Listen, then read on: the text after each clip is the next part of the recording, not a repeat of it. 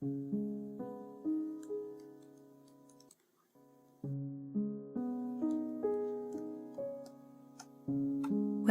to my art channel and to this Q&A video in particular.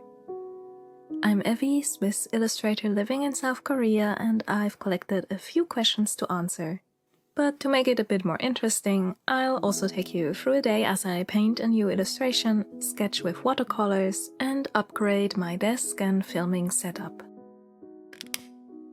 One question that popped up a lot: where do I find ideas and inspiration for different paintings? So my very first answer might be a bit unconventional. I shut off all input to be alone with my thoughts for a moment. I often have my best ideas in the shower or when going for a run with just music blasting in my ears. I try to actively visualize different compositions or faces in my mind, rotating characters like in a microwave. We are so constantly consuming in one form or another that I often felt like I had no peace to come up with ideas of my own. And I think making a conscious effort, even if I just lean back in my desk chair and close my eyes for a moment or stare out of a bus window instead of at my phone screen, really made a difference.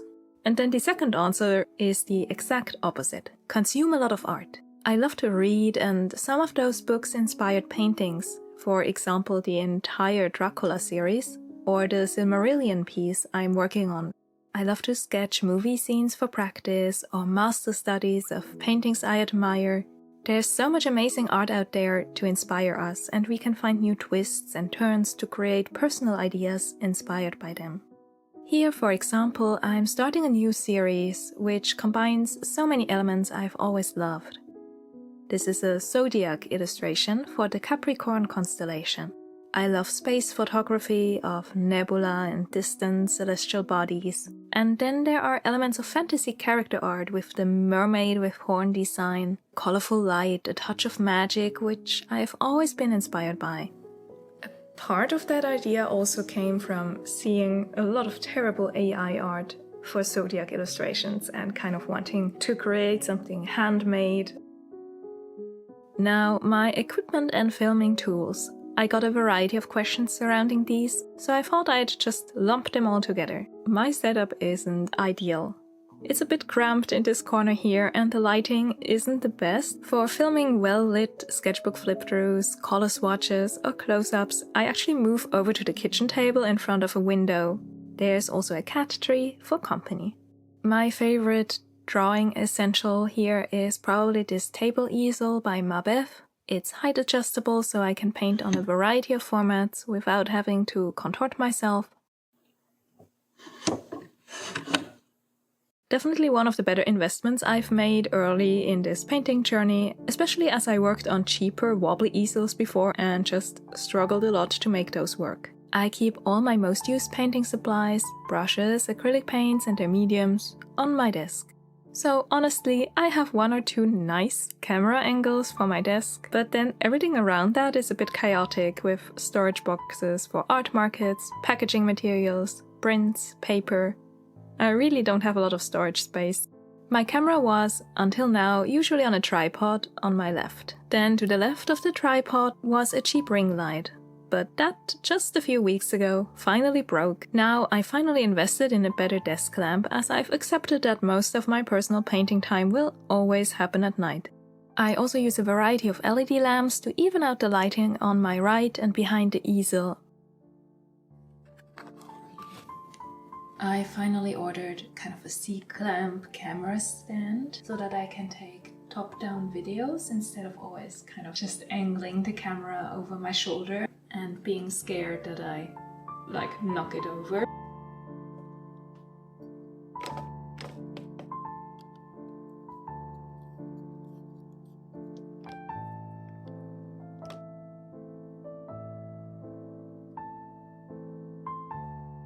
I've never felt more like a YouTuber than with this setup. There's also a storm going on right now, if you can hear that. So I'm very much looking forward to just like a cozy painting session.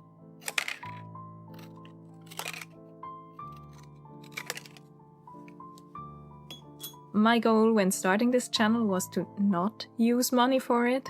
Though I did already have my camera, a Panasonic. I got it secondhand on a local marketplace for really cheap, as there are always photographers replacing their cameras for newer models. I don't film with my phone because my phone camera is absolutely terrible, but if your phone has a good camera, you could probably start with just that. You might wonder where my digital setup is. I usually keep my laptop in our bedroom and only bring it out for long video calls or when I have a lot of hours or even days of Photoshop ahead of me. It helps me to have the digital work done in a different room, so I'm less distracted once I enter this painting space. I use my tablet for art references or to watch movies or YouTube on the side. As for specifically painting at night, even now with the better lighting setup, I try to start every new painting on a morning. That's when I have even ambient lighting, no direct yellow sunlight distorting colors, and can get a feel for my color palette. That makes it easier to then transition to painting at night and match the colors I created during daylight. Filming also gets considerably harder at night, so I try to get nice footage before eating breakfast in the morning. So yeah, lamps are great and I try to have an evenly lit painting space, but nothing beats natural light during the day, so my most color-sensitive art tasks are done during that time. And it's also when I work on client pieces. I often struggle to make that work. You'll probably be able to tell once winter and all the cold, rainy weather makes filming harder.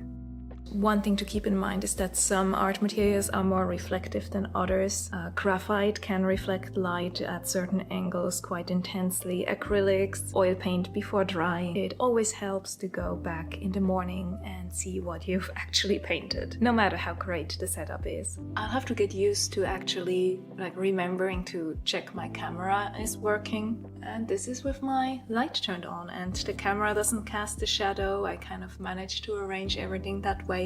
Honestly, I'm just so glad I don't have to be careful anymore with my left arm or knock over my very precariously placed tripod. So mostly what I recommend is having a setup where your hand doesn't cast too much of a shadow. That's not even just about filming, it's about light. If you place it to your right or if you have a window to your right and you're right-handed, your hand will cast a shadow and your pencil will cast a shadow, and it makes just seeing where you place your lines very difficult. I'm now sitting in front of this new desk setup. I've been using the new clamp and lamp for over a week now, and it's been honestly amazing. I don't know why I waited so long.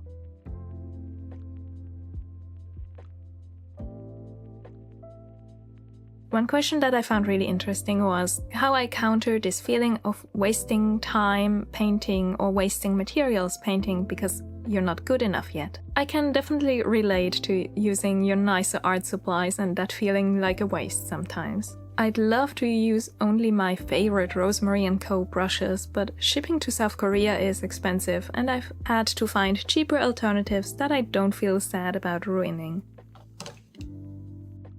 Good quality art supplies do make a difference for certain tasks, but honestly, a lot can be done with cheaper materials, especially if you're not concerned about light fastness. When in doubt, take the simplest material you have, a pencil maybe, and start a series of drawings, something to get into the swing of it. Personally, it also helped me to realize that I don't really use up materials, even if I use them. This is 2 years old at this point. It barely looks like I used it at all. I paint quite small, but still I filled some proper canvases with this as well. And honestly, it would be more of a waste to have bought them and never use them and never enjoy them and never create art with them. How do you organize your sketchbooks, and do you have a system? I do have a system, but honestly this isn't something you need to plan for. It probably will evolve naturally. For example, I had this small book here, terrible quality honestly, from a vintage shop, that I filled with just portrait drawings.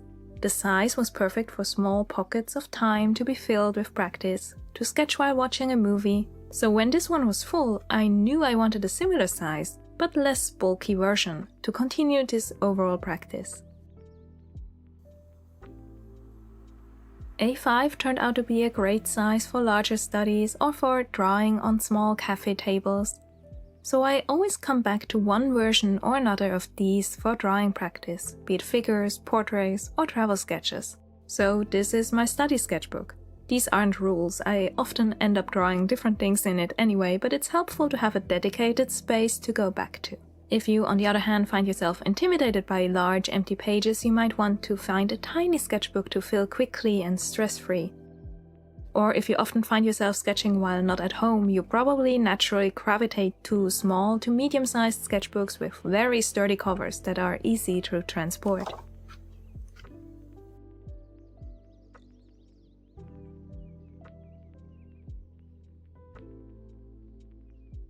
If you want to practice painting, in particular, like I do, a watercolor or mixed media paper sketchbook is probably good to have, and here too I noticed with time that I gravitate to different sizes for different purposes.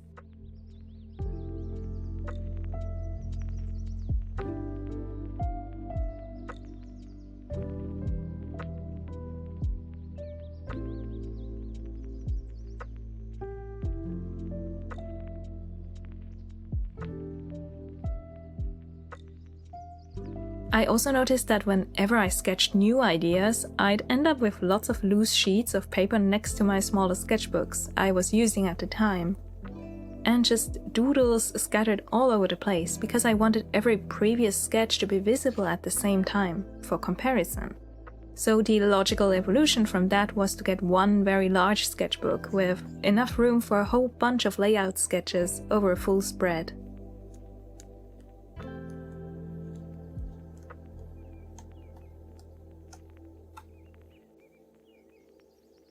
So that is now my large Hahnemühle sketchbook, all about personal art and for developing ideas.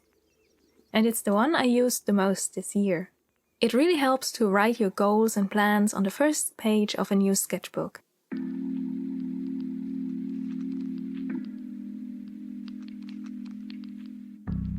So yeah, I have a system, but that's just because different sketchbooks are good for different tasks, depending on their size, paper types, weight, or even price point. I have a sketchbook flip-through showing some of them, if you'd like to hear more of my thoughts on that.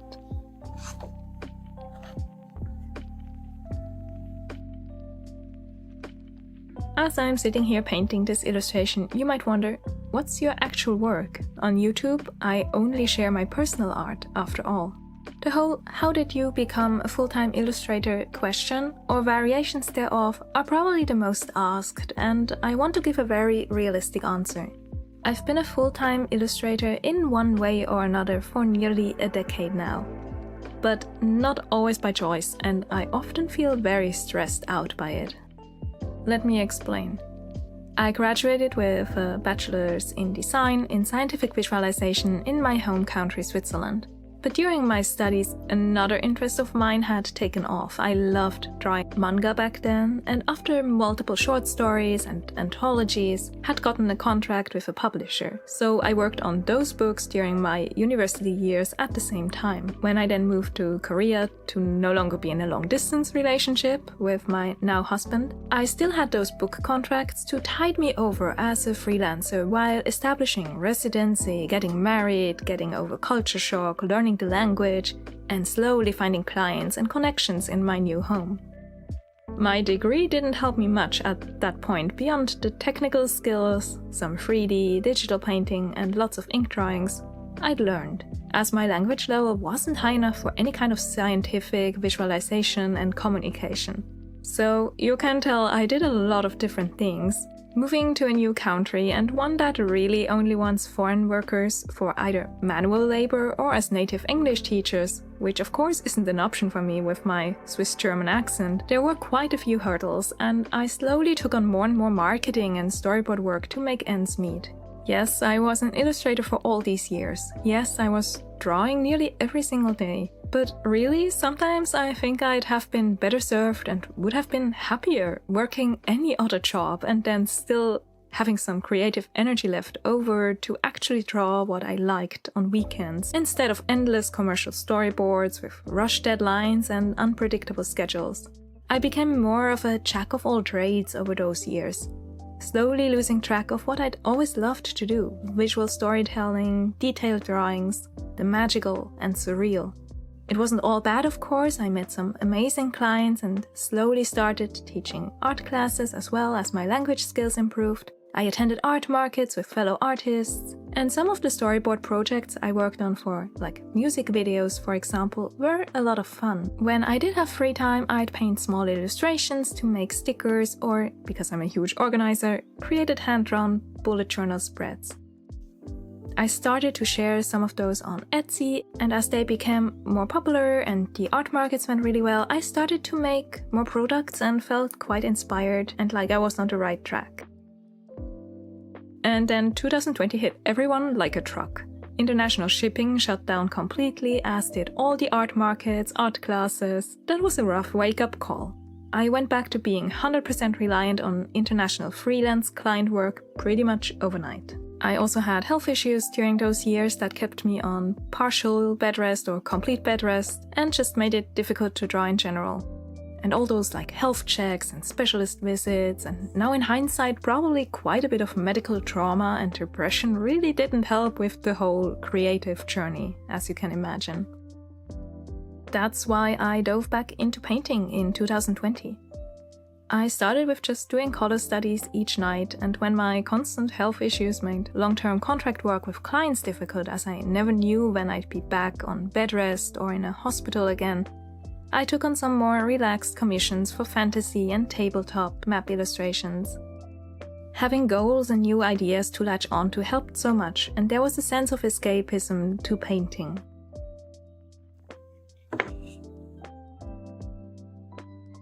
That's how we ended up here. It's why I started this channel, this feeling of having waited too many years, of having rushed from client work to client work without a cohesive body of art that I can call my own. Always abandoning projects I was excited about, so that I could keep up with work deadlines and more unreasonable schedules, while also never feeling financially secure enough despite all the work I put into those client projects that got more and more demanding and paid less and less. I'm sure there are a lot of artists out there that can relate, even if your precise circumstances are different. So I've been an illustrator for a decade, but only in the last 2 or 3 years does it feel like I'm a self-employed artist, not just a freelancer. Does that make sense? I hope it does, and I hope that if you're somewhere on that journey, or if you love creating art of any kind, that there are pockets of time and opportunity to embrace what you truly want to paint, draw, sculpt, craft. I'm sorry if this got quite long, but I just wanted to be honest about it being a winding road and lots of changing circumstances that led me here. I now have an online shop again after 2 years of everything being closed for international orders, and I do teach the occasional art class again locally and attend art markets. But also, I use these videos to actually focus myself on the projects I truly love. My shop income and other personal projects like YouTube and the art markets and art classes don't yet replace my freelance marketing and illustration income, but I've honestly never felt more at peace and excited by my art than I do right now.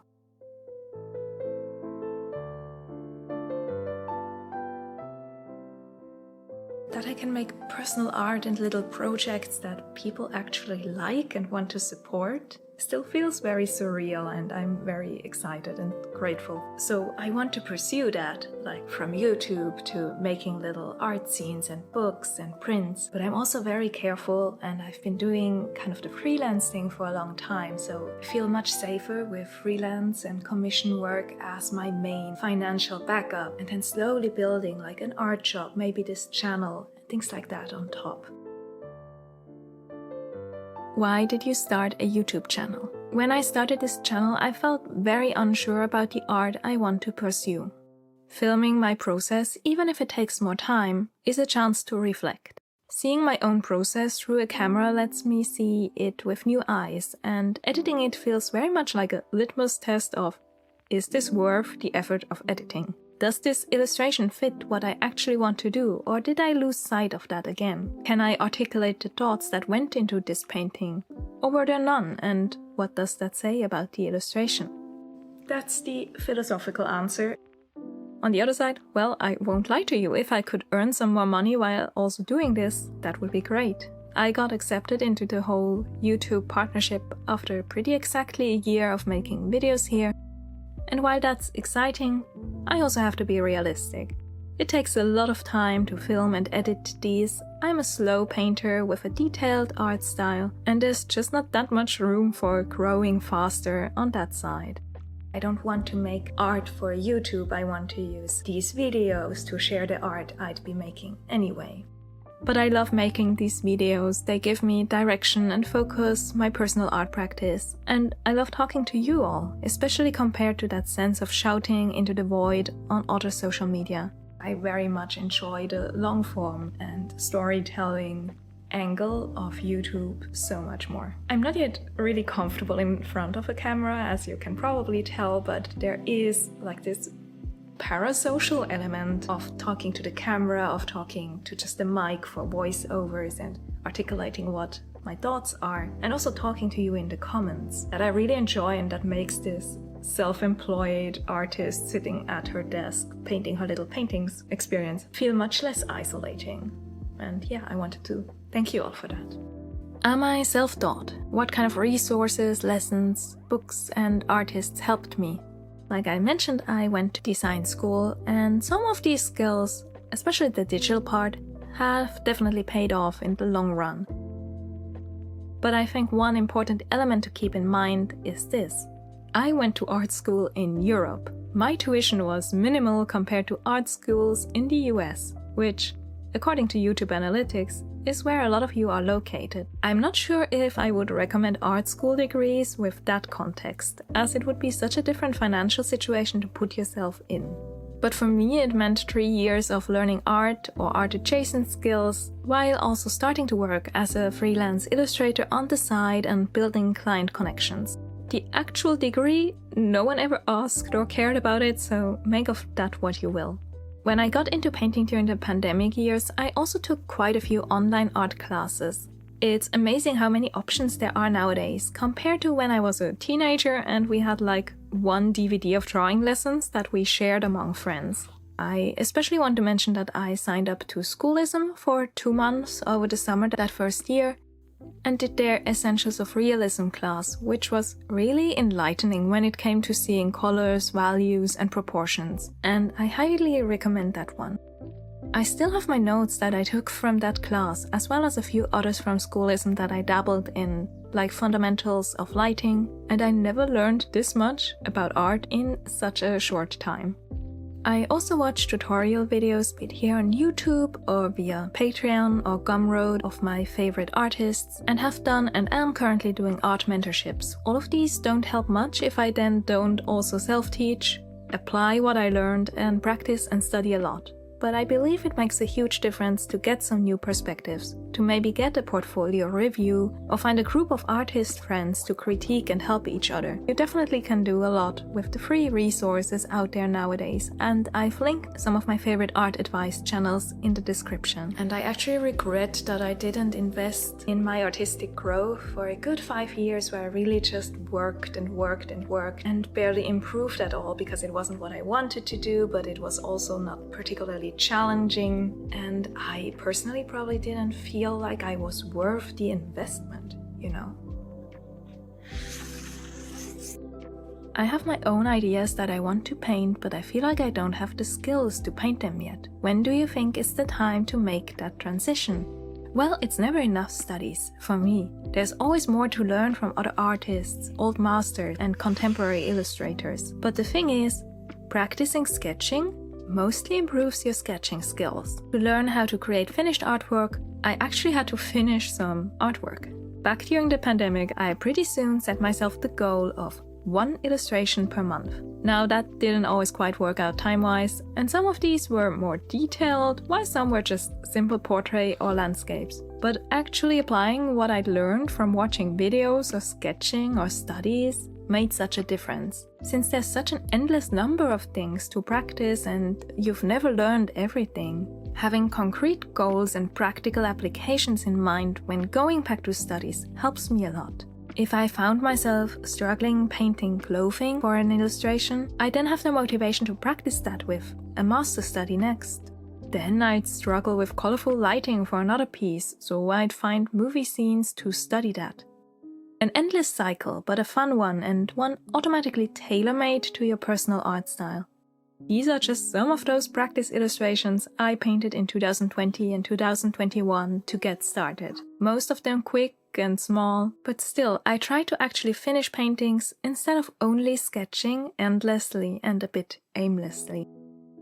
Does drawing throughout the day come to you naturally, or do you do it with pleasure and ease?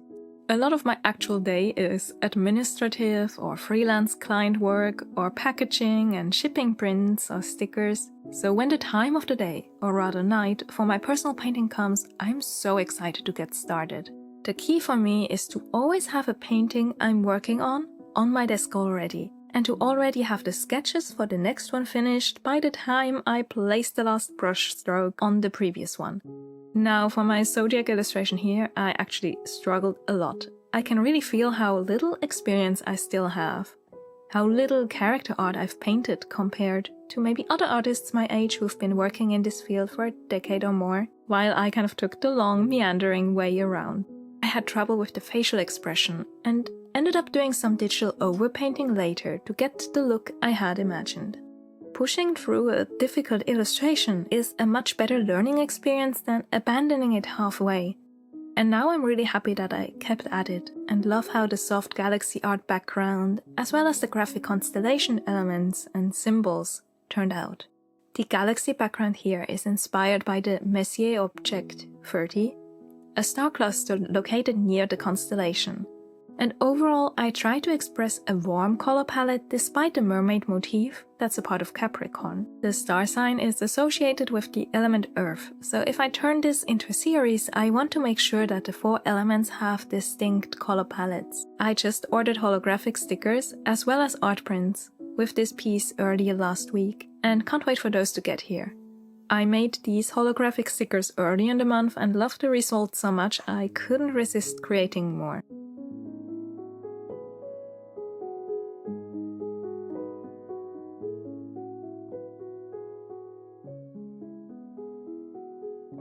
These are the holographic stickers I had just mentioned. I've been looking for so long here in Korea to find proper single cut like vinyl sticker makers, and I finally tested out their holographic sticker paper and I'm really happy and probably now can't resist making a ton of different sticker motifs. I hope this Q&A, a very chatty video overall, got you through maybe a sketching or painting session of your own. I hope that if you feel uninspired or discouraged or intimidated in your own art process, that my own worries and insecurities maybe help you. We are probably all feeling similarly. Imposter syndrome is rampant, and the current climate isn't ideal for creative careers in general. I'm looking forward to what 2025 brings, and it was eye-opening to look back at some of the paintings I made 2 or 3 years ago. Thank you so much for watching and honestly for listening to this kind of long and pretty personal Q&A. I hope that some of the answers were actually helpful. The 2 art books I reference the most are by James Gurney. Color and Light is, well, all about color palettes and how light interacts with shape, while imaginative realism goes into the actual process of creating an illustration from beginning to end. No matter your art style, the advice in these is very universally helpful, and I often find myself flipping to specific chapters when I struggle with something. They are like encyclopedias for art advice.